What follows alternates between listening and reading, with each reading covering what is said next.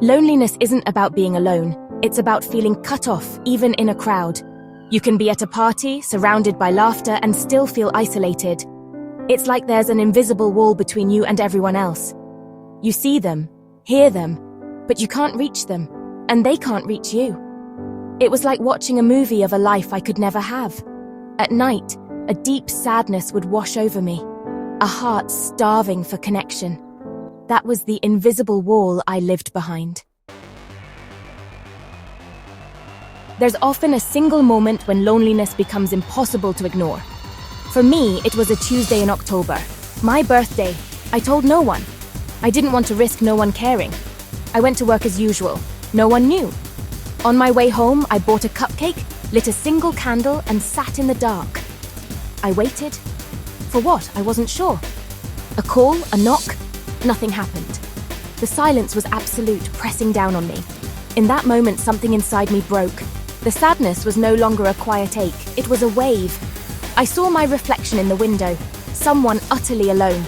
For the first time, I admitted it. I was desperately, painfully lonely. The cupcake sat untouched. The candle burned down. The illusion I'd built for myself crumbled. That night, I didn't sleep. I faced the full weight of my loneliness. It was painful, but necessary. You can't fix a problem until you admit you have one. I'd been hiding from my loneliness for years, but that night I faced it. In the darkness, a tiny spark of determination was born. I didn't want to feel this way next year. I didn't want to spend another birthday alone. Things had to change, and I was the only one who could change them. That realization was the first step. Sometimes the loudest silence is what finally pushes us to act. I knew I had to try, even if I didn't know how. The journey out of loneliness had to start somewhere. That night, I decided it would start with me. I was ready to take the first step. The next morning, I woke up with a fragile sense of purpose. I knew I couldn't jump into a busy social life. I needed to start small. I needed a place where I could just exist near others without pressure. So I went to the library. It was quiet, free, and full of people who didn't expect conversation. Leaving my safe bubble was scary, but the memory of that lonely birthday pushed me out the door. Walking into the library felt like a breath of fresh air. The smell of books, the soft shuffling of pages, the gentle hum of activity. It was comforting. I found a chair by the window and just sat watching. People were in their own worlds, but we were all together, alone, together, and it felt good. I started going every day after work. It became my new routine, breaking the pattern of work, home, sleep. Sometimes I read, sometimes I just sat. It was a small change, but a significant one. The library reminded me the world was bigger than my apartment. It became my training ground for being around people again. No pressure, just presence.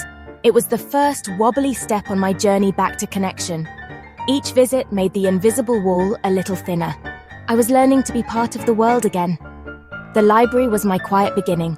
Sometimes just being near others is enough to start. That's where my journey truly began. After weeks at the library, I felt a little braver. The next step had to involve real interaction. I thought about what I used to enjoy: nature, art. I searched for groups centered around those interests. I found a local hiking group that met on Saturdays. The thought of showing up alone was terrifying, but I remembered that birthday silence. I put on my boots and went. The first hike was hard, not because of the trail, but because of my anxiety. I stayed at the back, offered shy smiles, answered questions briefly. But I was there. I was part of a group. The shared experience created a tiny thread of connection. At the end, someone said, "See you next week." And I said, "Yes, see you."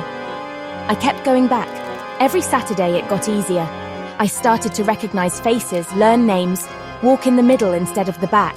I asked simple questions. Have you done this trail before? Beautiful view, isn't it? Sometimes it led to a chat, sometimes not. That was okay. The point was, I was trying. I was building my social muscle, one small conversation at a time. The hiking group became my second step, active, healthy, and real. Each week, the wall got lower. I was learning to connect again. It wasn't about being perfect, it was about showing up. Every small effort mattered. I was no longer just an observer. I was part of something. The biggest obstacle wasn't finding places or people. It was fear. Fear of rejection, of being judged, of saying the wrong thing. This fear was powerful, whispering, "Don't bother them. You'll make a fool of yourself." I missed many chances to connect because of it. In the hiking group, I'd think of something to say, but fear held my tongue. My heart would race, my palms would sweat, and the words would get stuck. I realized this fear was a habit, a mental reflex from years of isolation. To overcome it, I had to retrain my brain. I started using the 2-second rule. If I wanted to say something, I had to do it within 2 seconds. The first time, I complimented a barista's pin. She smiled and said thanks. The world didn't end. I didn't combust. It was a tiny victory, but it felt monumental. Each small risk made the next one easier. The fear didn't disappear, but it got quieter. Saying hello became my new superpower. Every greeting was a step toward connection. Sometimes courage is just acting before fear can stop you. Saying hello was one thing. Sustaining a conversation was another. There were awkward silences, moments where my mind went blank. I'd panic, feel like I'd failed, and want to retreat. But I learned awkwardness isn't failure. It's a sign you're trying. Everyone feels awkward sometimes, even the most confident people. I started asking open-ended questions. What did you get up to over the weekend? I learned to listen, not just worry about what to say next. Sometimes I'd admit, "Sorry, I'm a bit nervous meeting new people." More often than not, people were kind and understanding. Vulnerability broke the tension. Awkwardness lost its power when I stopped fearing it. Real connection isn't about being perfect, it's about being real. Each awkward moment was a step forward. I was learning, growing, and connecting. Awkwardness became part of the process, not a reason to stop. This journey taught me that most people aren't judging you. They're thinking about themselves. The fear of being judged was just a spotlight I was shining on myself. Most people are too busy with their own worries to notice yours. I learned people want to connect just like I did. A simple smile or hello can be a welcome invitation. Behind every public face is someone with hopes, fears, and stories. Connection is built on shared vulnerability, not perfection. The deepest moments came when I was honest about my struggles or passions. When you show your true self, you invite others to do the same. Real friendship begins with authenticity, not performance. Small efforts matter.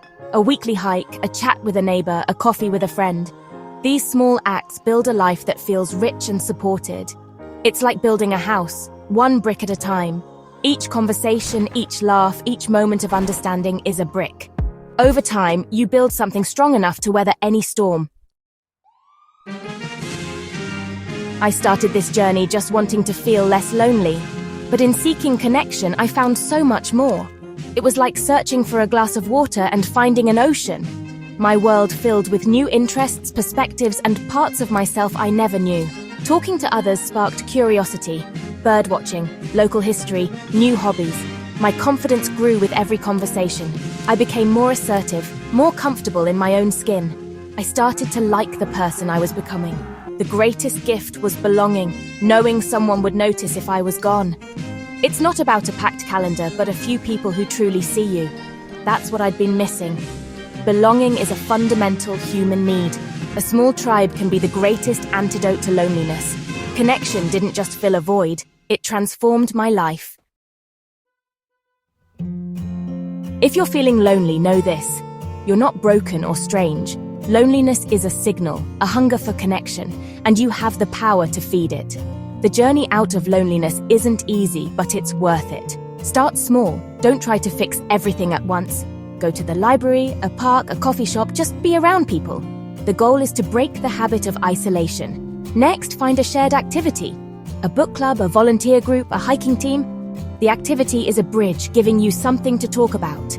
Everyone feels awkward at first, that's normal. Just keep showing up. Consistency matters more than perfection. Each week you're building a foundation for connection. Be brave for 2 seconds. Say hello, give a compliment, ask a question.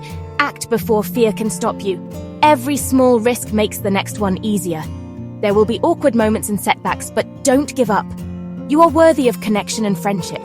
There's a world full of people out there. Some are waiting to meet you. Take the first step. The journey starts with you.